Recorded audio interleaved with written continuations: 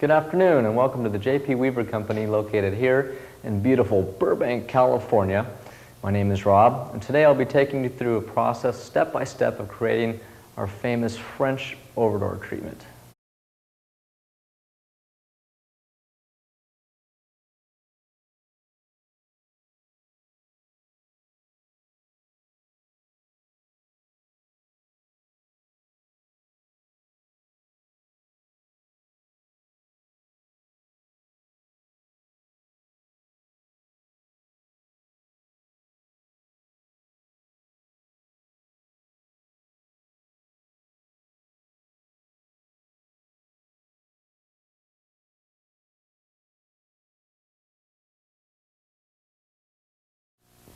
In today's explanation of the overdoor treatment, what we'll be going into is creating the whole entire panel. The only difference is between what you see here and the one we'll be working on is that in this particular instance, the client did not want these leaves. She wanted this particular area left open, so there'll be that. And then plus, what we did, rather than installing this particular panel in place, like this one here, we did this on a working table. So what we did is we went ahead and installed this molding, this ribbing and composition, and we elected to leave this outside perimeter molding off in this particular instance. So once we finish the installation and do the coloring, the finish, all the carpenter has to do is simply place the panel in place, go ahead and insert and nail the finished trim on the outside edge, and the panel is installed, thus saving hours of time of coloring and finishing and installation, as well as road travel that you would get if you were to install this particular panel out in the field.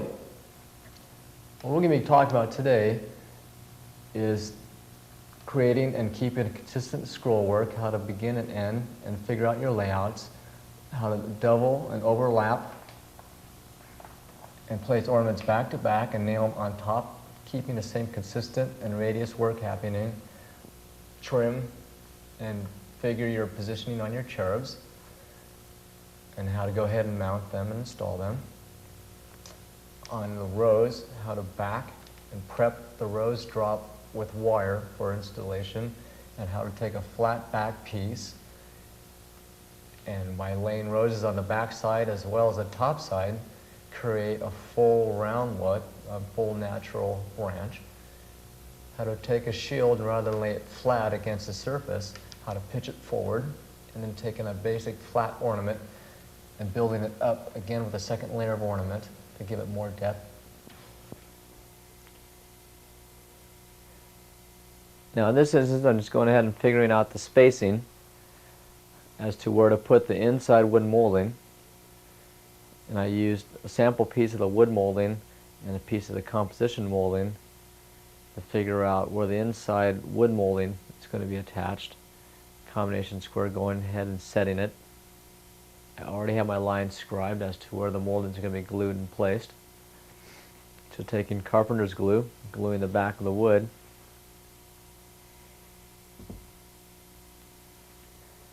placing it,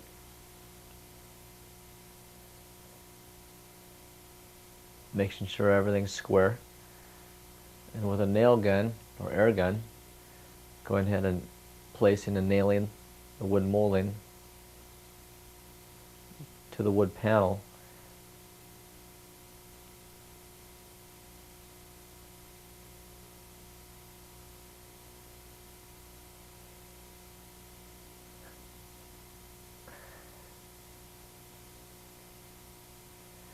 As you can see, we already have the line scribed out, and it's best to work from the center on both directions, working out.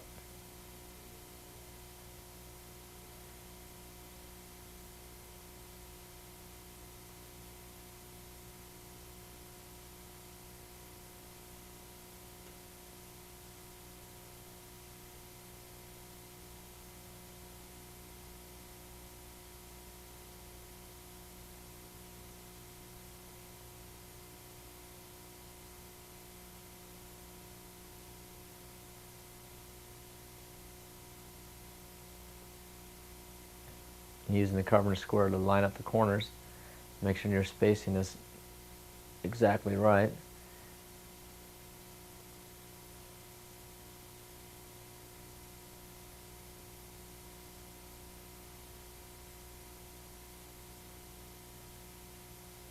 And that sets up the inside band as for the installation of the outside of the composition ornament, or the rib piece in this instance. And then go ahead and mark your 45s on your corners.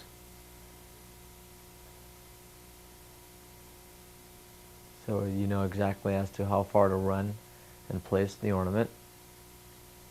And hopefully you have a more secure background that doesn't move around on you. Now, using a simple template that I've drawn up using that plastic 45 square,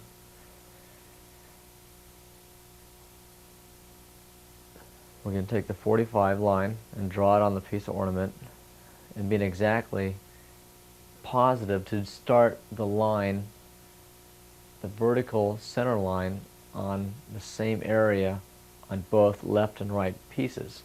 So after you make your cut and butt joint the two pieces together, you can have a perfect line flow, and all your lines on your flutes should match up exactly, thus making a perfect joint. So again, scribe your line, take your head knife, press firmly, cut the piece.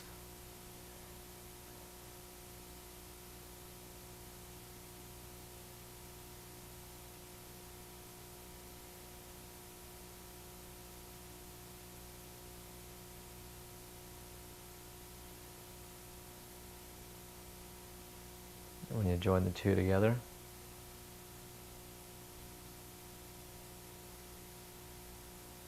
the two should come out wonderful.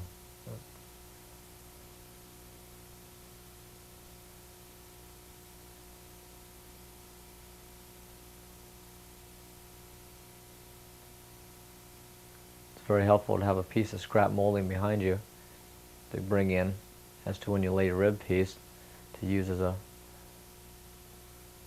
straight edge. You know your spacing exactly right. Sometimes you have to squeeze in or pull out a little tiny bit, but it's handy to have laying around.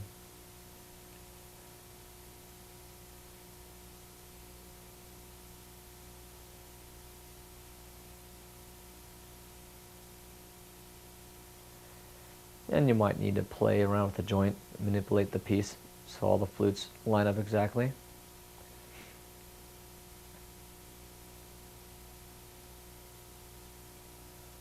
What I like to do on the last piece is cut it a little bit on the long side, so when I steam it and press it in, it actually compresses against both other sides, so I know that joint will never open up, and I get a nice tight fit and form two tight joints on both sides.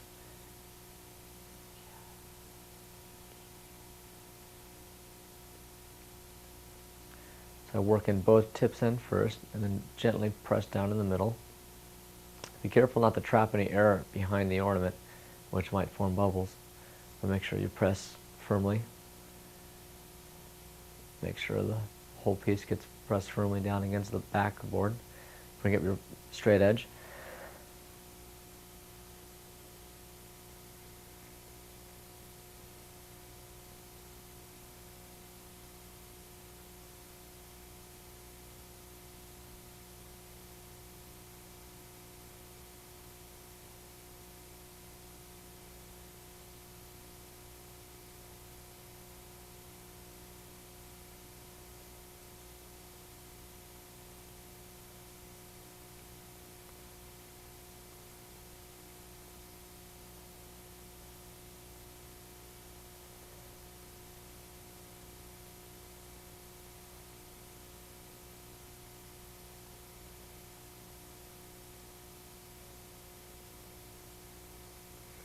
And if need be, you can always go back and trim off a little extra bit of the ornament. Make sure your molding gets in there nice and tight.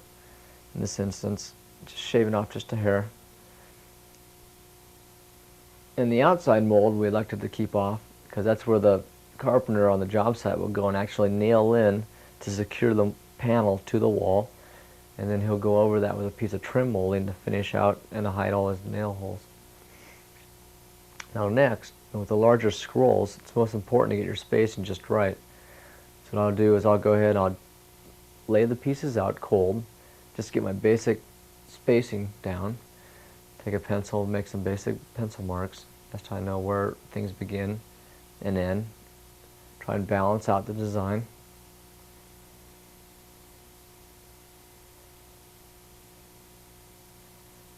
Go and start making my marks.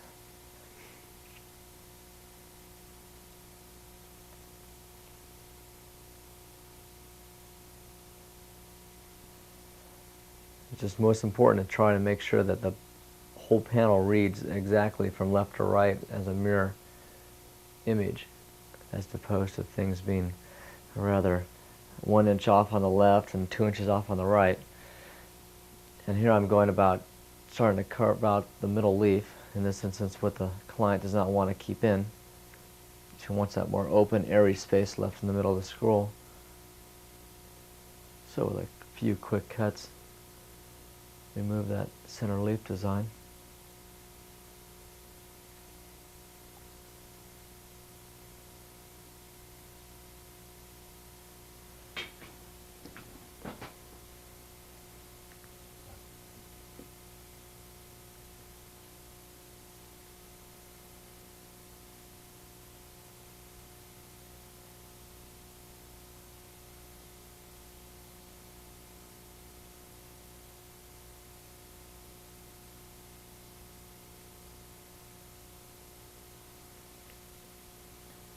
With a little bit of detailing and sculpting, make it as if the piece never was there.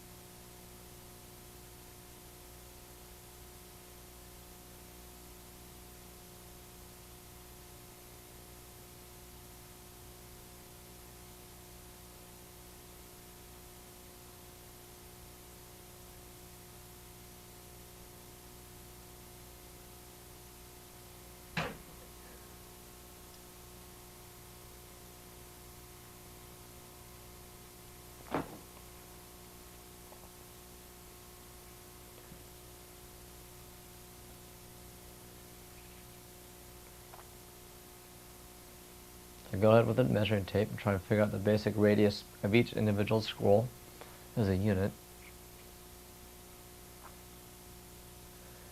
And once I establish that,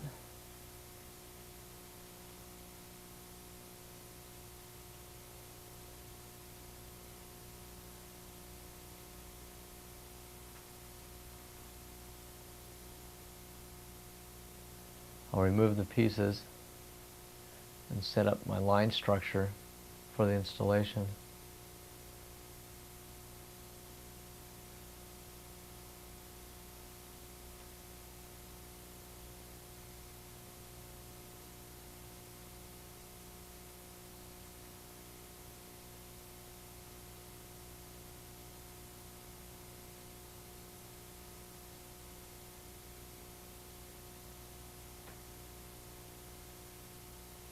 And using a large compass, I'll go ahead and mark it down exactly. I'll start at one end. I'll go ahead and make my marks on my center line of the panel.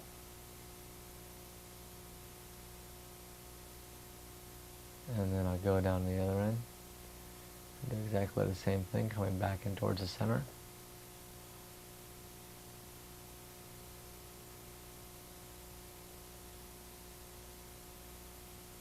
And then I'll go and individually mark off the lines and create individual spaces to which the scrolls will be laid.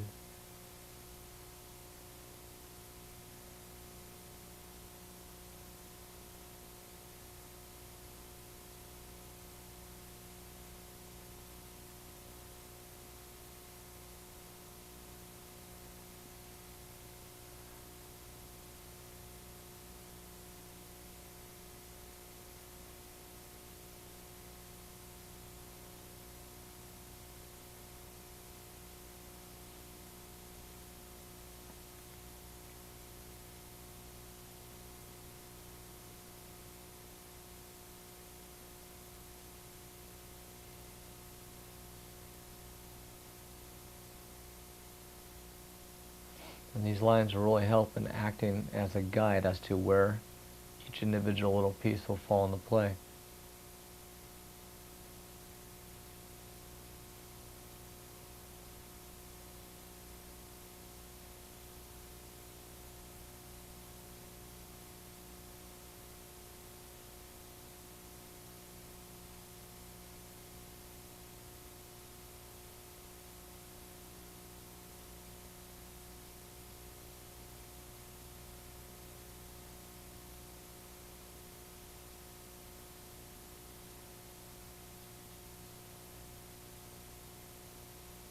Now, a lot of times with these larger pieces, such as a scroll,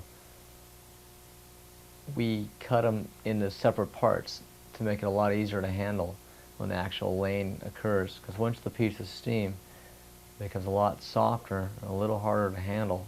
And the larger the piece, and the softer, the harder it is to handle, so we cut it into smaller pieces, like I'm doing in this instance. And once I figure out exactly where I want it to go, I go ahead and steam it.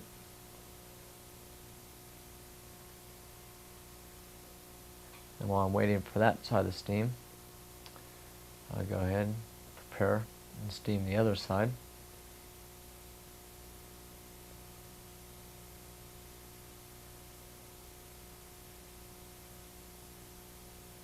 And as I lay the piece, after it's been steamed, I'll go ahead and sit and adjust it until I come up with the radius that I'm happy with. You can see how difficult the piece might be to handle if it was remained to be in one complete piece.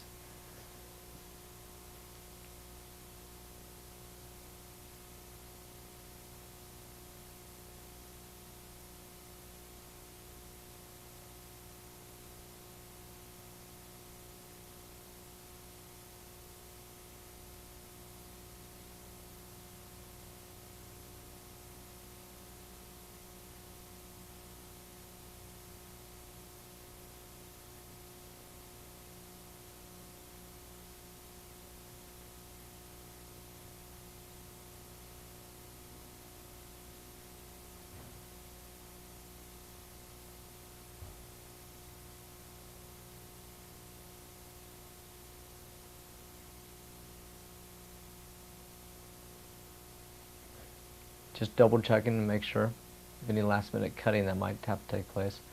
Now in this instance, I'm going to go steam the whole piece. I feel that I'm able to take care of it and lay it in quick enough and still keep the radius work consistent on both the left and right scroll. Just lay it down gently. The most important thing is just to work fast.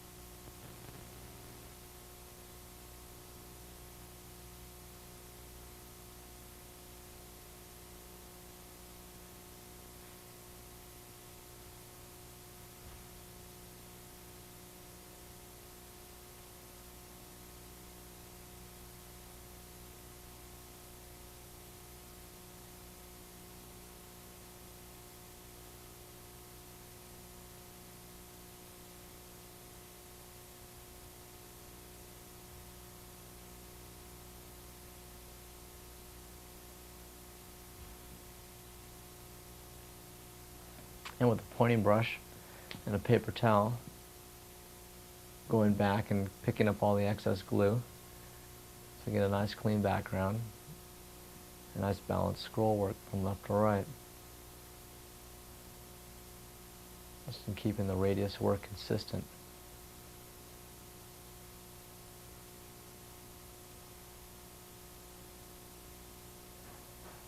Next, in preparing for the cartouche to be placed in the center, what I do is I'll get a piece of masonite. In this particular case, it's been primed. I'll place it on the underneath the shield, trace around the outside edge, thus making a template.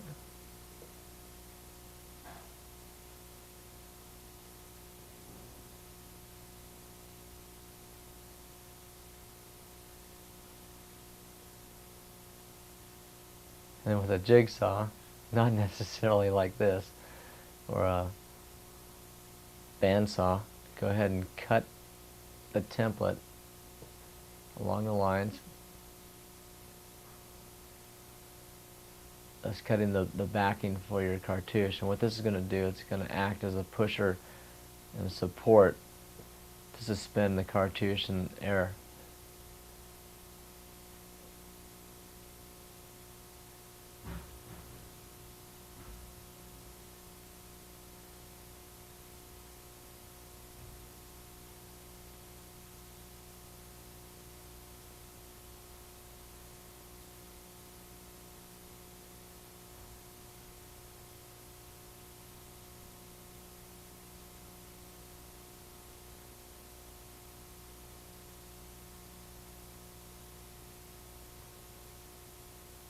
I'm bringing in the cherubs now to get my basic frame of reference as to the height of the pitch of the cartouche I like. And once I've established that, I'll bring in a tape.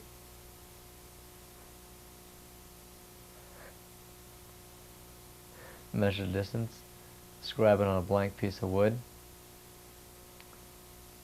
Cut it. Glue it.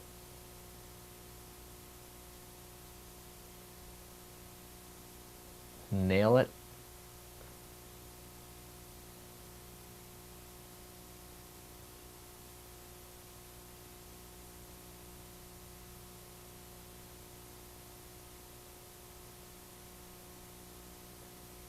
Take the backing for the cartouche.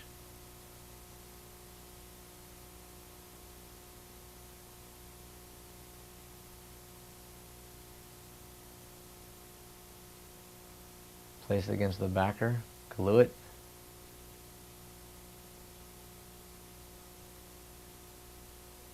Nail it.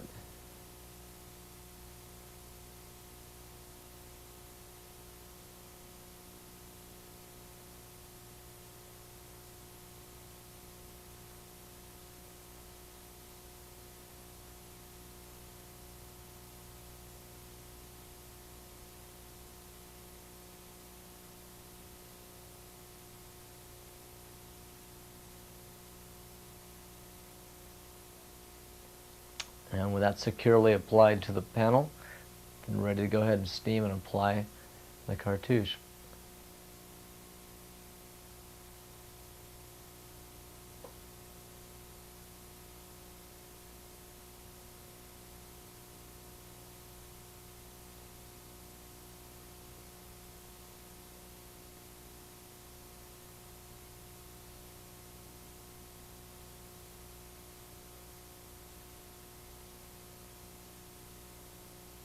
Just another shot of the backing of the cartouche. A simple piece of pine, pitching the masonite forward to create the illusion of the cartouche actually protruding out into the room when it's up high.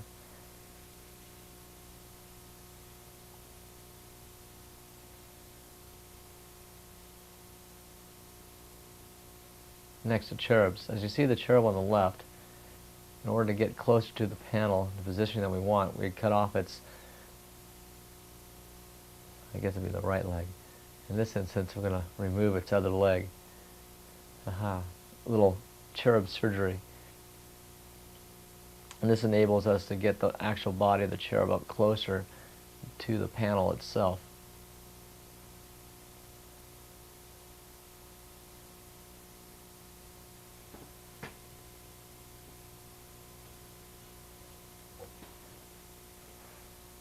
And once I establish the positioning, I'll go ahead and pre-drill a pilot hole for screw. And I'll make sure my spacing and my arm length is the same on both sides from left to right.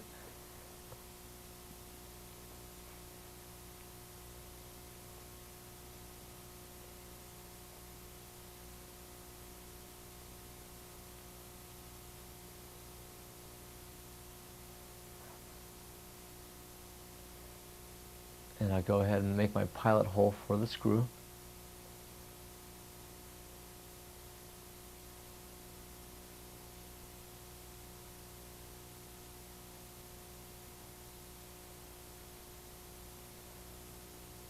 And what I like to use is little tiny trim head screws, and I have a screw head of not more than, I'd say, 1/4 inch, and use these.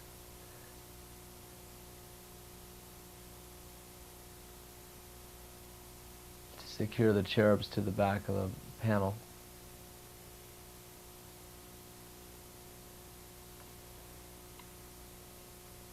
In this instance, you can see where we overlap the cartouche with a secondary piece to give it more relief. It's the same piece, and what we did to make it look like it's all one casting is we went ahead and took the raw ornament and we pointed all the gaps all the way around the entire ornament on the overlay. And I'm showing here, I'm just pointing the last bit of this particular ornament to make it look like it has been just one solid cast as opposed to an overlapping or double piece.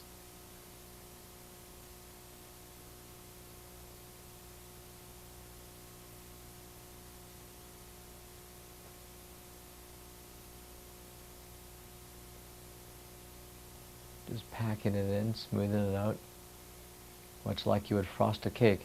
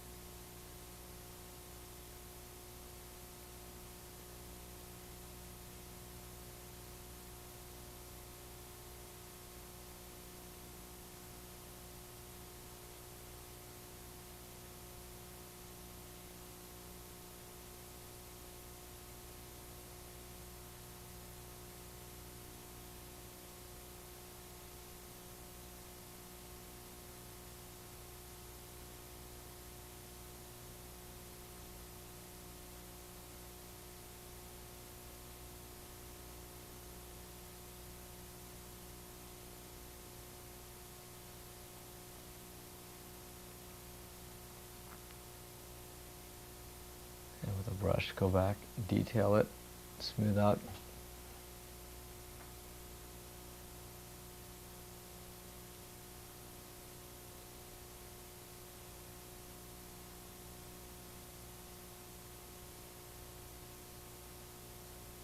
And with your pointing tool, go back and reestablish any lost detail.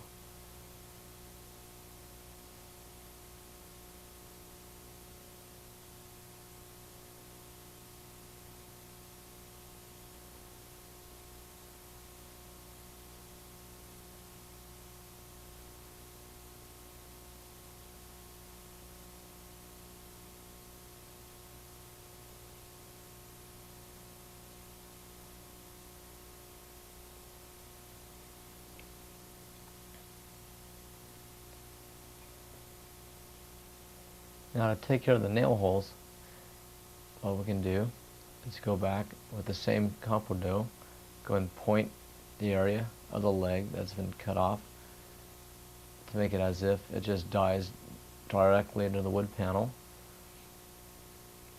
And just add a big blob and pack it and push it actually in underneath, covering the screw holes.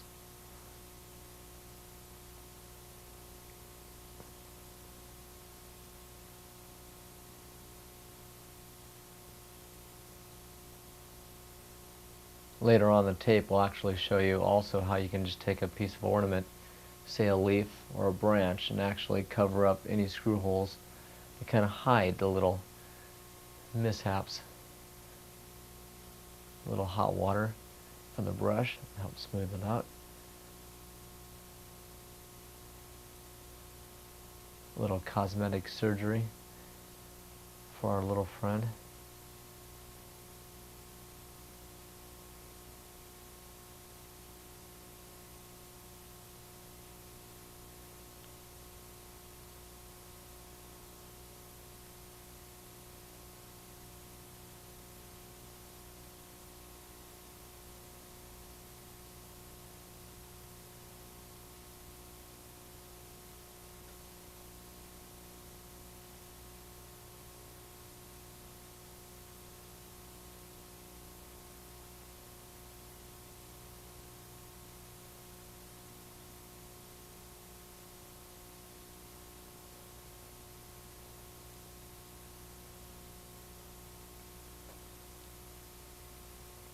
of this piece of ornament.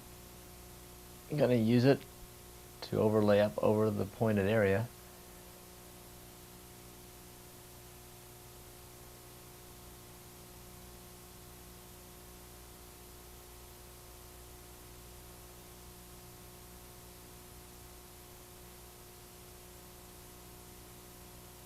And with the raw material, go back and pack in.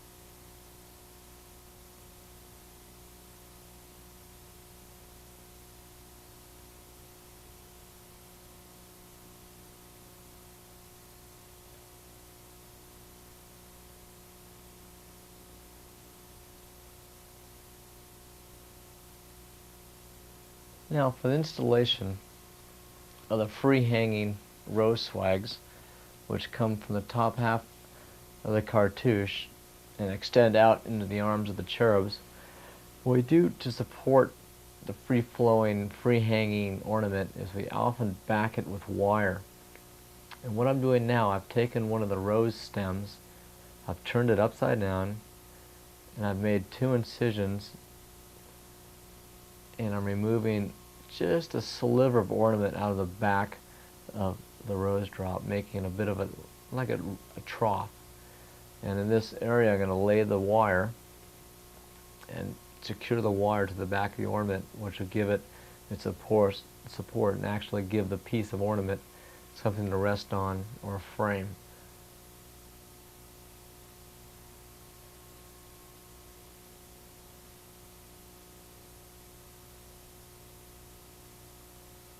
I'm going to take the wire and insert it.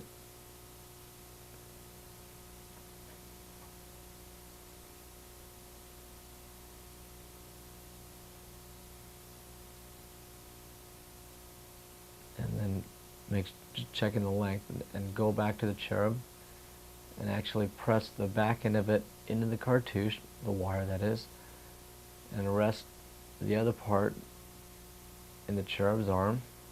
And this is going to give us the shape of what we want the rose drop to represent. And then to secure the wire to the hand of the cherub, I'm taking a small piece of baling wire and incision it behind the hand, hiding the knot.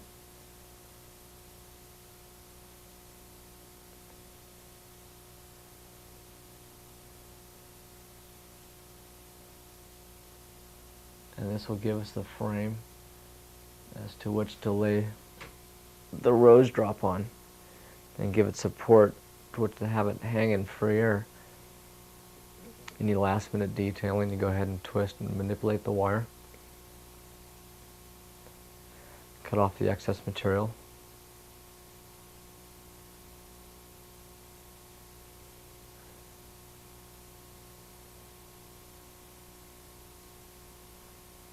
And I'm going to throw in a wad of raw compo to both hide the wire, and once the ornament or the raw compo hardens, it will come and act like a glue to bond the wire to the cherub and make it as if it is one piece, one unit.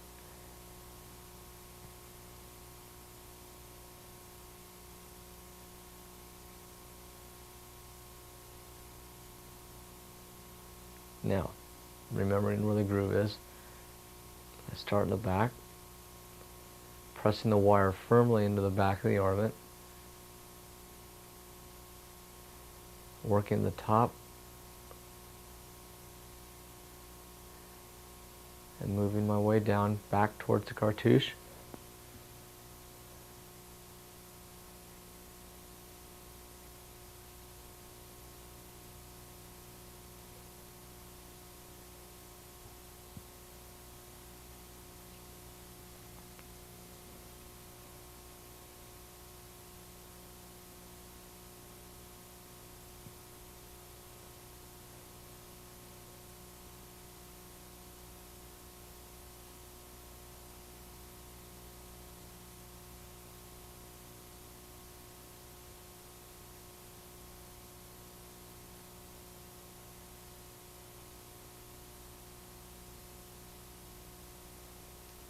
And this gives the basic form of the rose swag.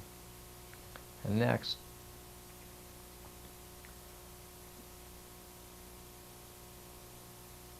will come the attaching of the individual rosebuds.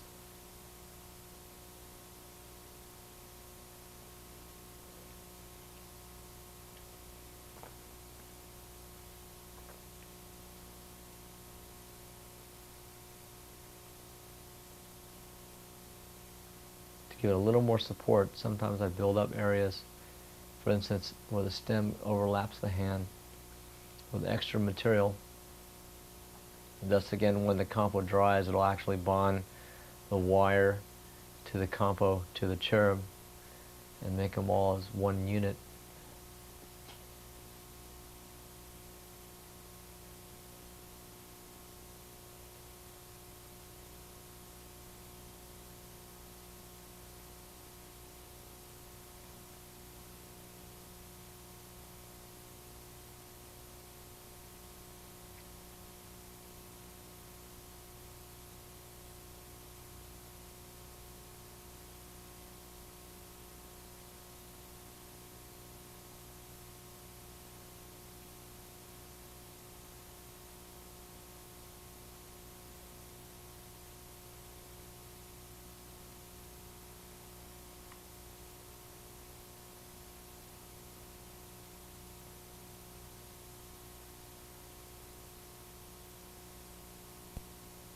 Now the applying of the roses.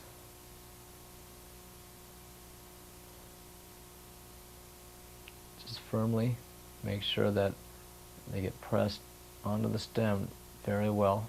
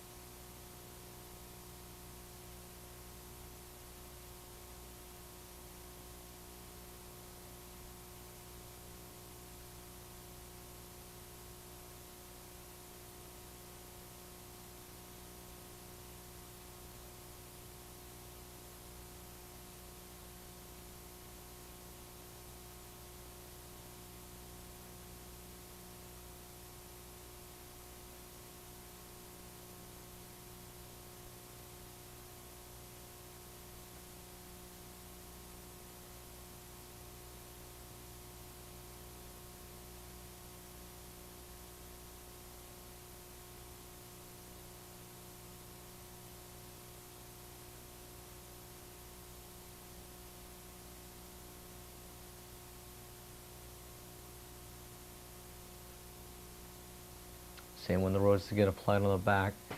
Press it firmly. Make sure the rose is attached very well.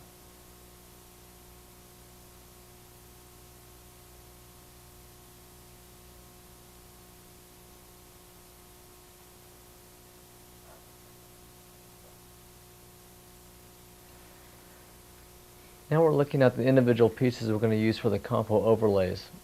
And what I've done, I've gone through and I've cut the scroll into individual parts and laid them off into apparent left and rights.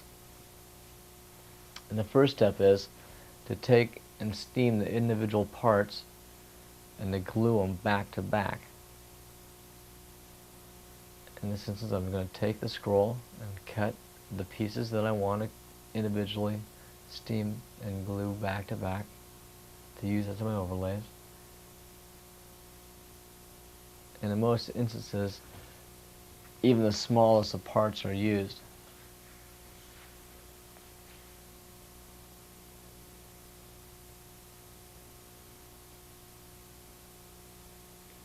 And this process can actually be done with almost any piece we have that comes in a left and right situation.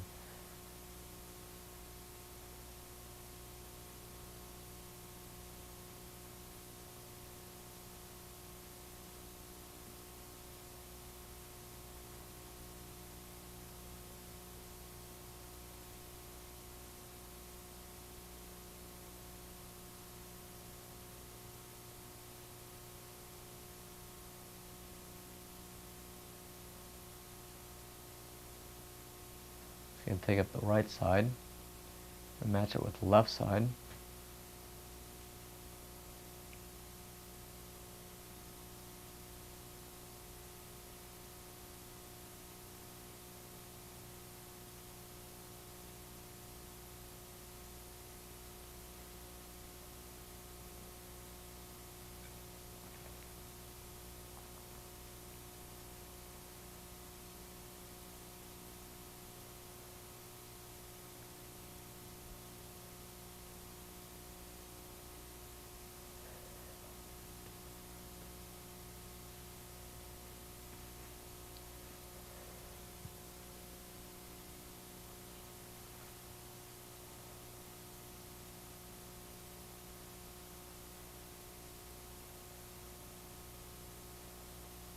Now in this instance, we've already gone ahead and matched all the pairs, and now we're going to try and figure the spacing. So what I like to do is I'll go ahead and nail down a piece cold, so that nails are actually the only thing holding the piece of ornament to the board.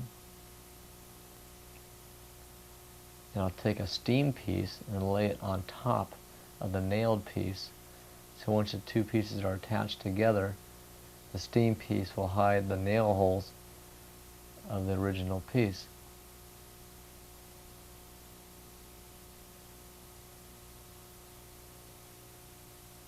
I'll take a little Compo to hide that misguided nail.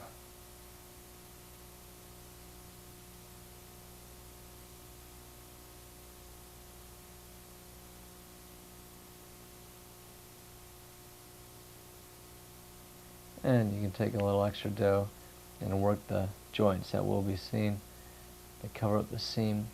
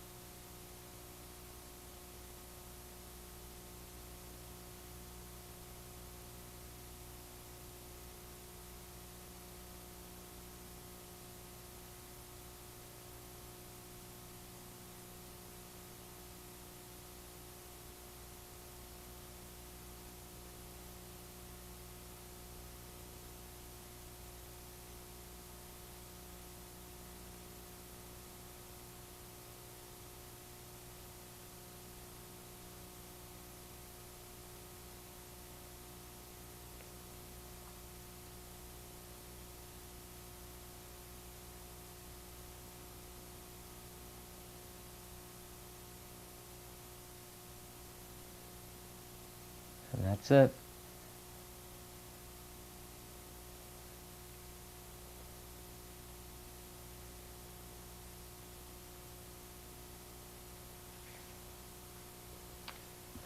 The rest is just a question of going through and just matching and applying the doubled pieces and seeing what pieces you would want to go where.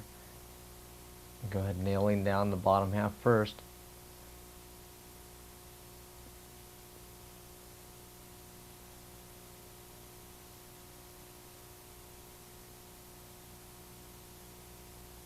figuring your spacing and exactly what you want the scroll to do for you.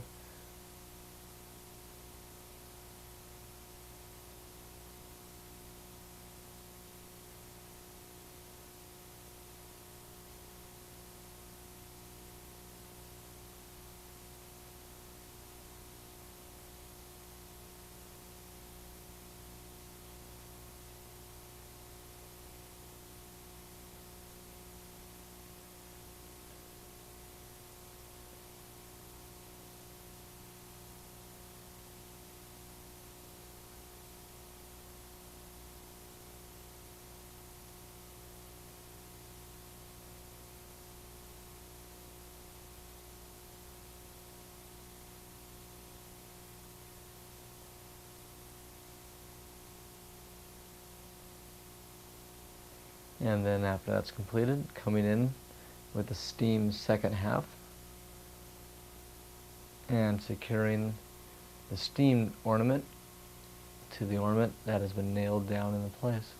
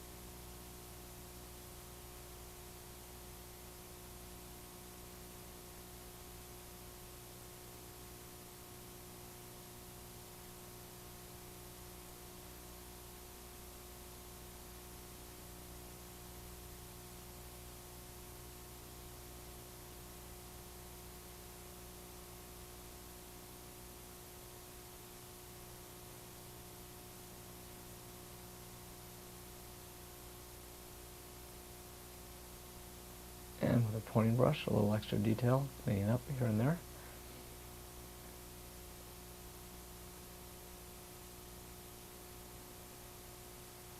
And with the miscellaneous scraps, filling in the extra, the empty pieces, the empty areas.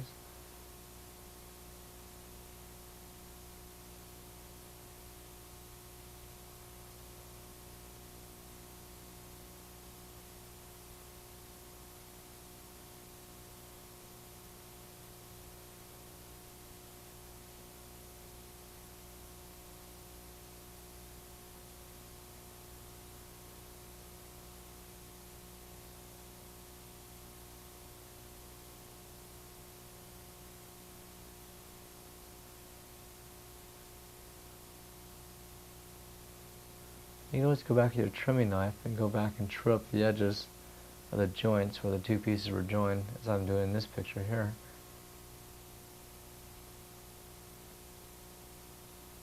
So that again, when a person looks at the piece, he sees it as one solid casting as opposed to two halves that are thrown together. When you double the ornaments like this and put them back to back on top of extra pieces, it really builds up the entire area. In this, I'm just using a piece of wood dowel to support